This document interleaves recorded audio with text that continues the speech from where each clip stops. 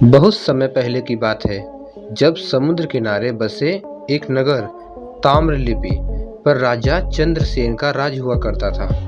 राजा से मिलने के लिए हजारों लोग उत्सुक रहते थे। उन्हीं में से एक था नवयुवक सत्वशील।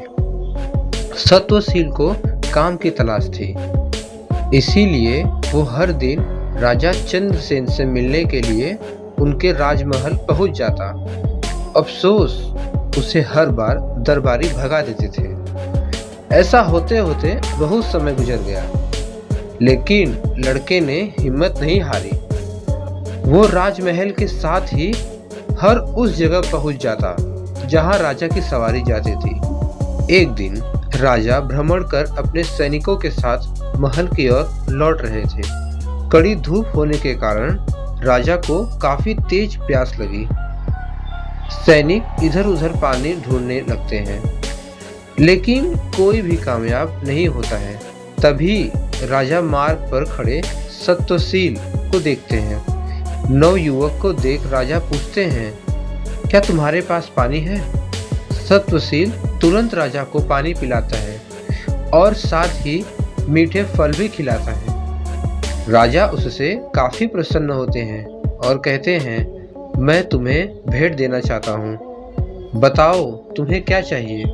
भूपति चंद्रसेन के सवाल पूछते ही झट से सत्वशील कहता है कि महाराज, मैं लंबे समय से काम की तलाश कर रहा हूँ। अगर आप मुझे कुछ काम दे दें तो आपकी बहुत कृपा होगी। इतना सुनते ही राजा तुरंत उसे अपने दरबार में नौकरी दे देते हैं और कहते हैं कि उसके द्वारा पिलाए गए पानी का उपकार वो जीवन भर याद रखेंगे।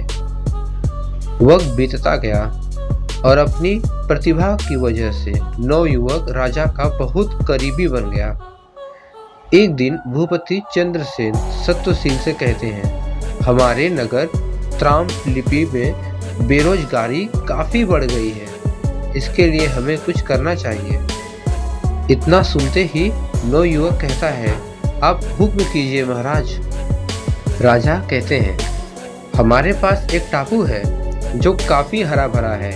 अगर वहाँ कुछ खोज की जाए तो काम के कुछ अवसर मिल सकते हैं। इतना सुनते ही सत्वशील जी महाराज कहकर टापू के लिए रवाना हो गया। समुद्र के रास्ते टापू के पास पहुँचते ही सत्वशील को पानी में तैरता हुआ एक झंडा नजर आता है। झंडे को देखते ही वो हिम्मत जुटाकर पानी में कूदता है।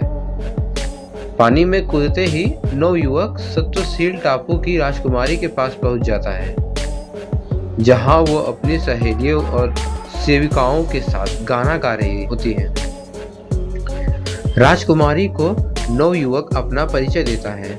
कुछ देर बातचीत करने के बाद राजकुमारी सत्वशील को भोजन का निमंत्रण देती है और खाना खाने से पहले पास ही एक तालाब में स्नान करने का आग्रह करती हैं। जैसे ही सत्वशील तालाब में नहाने के लिए उतरता है, वो ताम्रलिप्ति महल की सभा में पहुंच जाता है। एकदम सभा में सत्वशील को देख राजा चंद्रसेन चकित हो जाते हैं। वो उससे पूछते हैं, अरे तुम यहाँ कैसे? सत्वशील राजा को पूरी घटना के बारे में बताता है। सारी बात जानने के बाद राजा भी उस टापू में जाने का फैसला लेते हैं। वहां पहुंचकर भूपति चंद्रसेन उस टापू पर जीत हासिल कर लेते हैं। ऐसा होते ही राजा चंद्रसेन को राजकुमारी उस टापू पर राजा घोषित कर देती है। राजा टापू को जीतने की खुशी में वहां के पूर्व राजकुमारी और सत्वशील की शादी करवा देती हैं। इस तरह राजा चंद्रसेन सत्वशील के पानी का उपकार को चुकाते हैं। इतनी कहानी बताकर बेताल चुप हो जाता है और विक्रम से पूछता है, राजा चंद्रसेन और सत्वशील दोनों में से सबसे बलवान कौन था? सवाल सुनते ही विक्रम बोल पड़ता है, सत्वशील ज्यादा शक्तिशाली था। बेताल पूछता है, कैसे? तब विक्रम बताता है कि सत्वशील बिना कुछ सोचे समझे ही टापू के पास झंडा देखकर पानी में कूद जाता है। वहां कूदने पर उसे किसी भी तरह का खतरा हो सकता था, जबकि राजा को पता था कि वहाँ पानी में कोई खतरा नहीं है। सवाल का जवाब मिलते ही बेताल राजा विक्रम के कंधे से उड़कर वापस घने जंगल में किसी पेड़ पर जाकर लटक जाता है। अगर आपको ये वीडियो पसंद आई हो, प्लीज़ लाइक करें एंड सब्सक्राइब करें।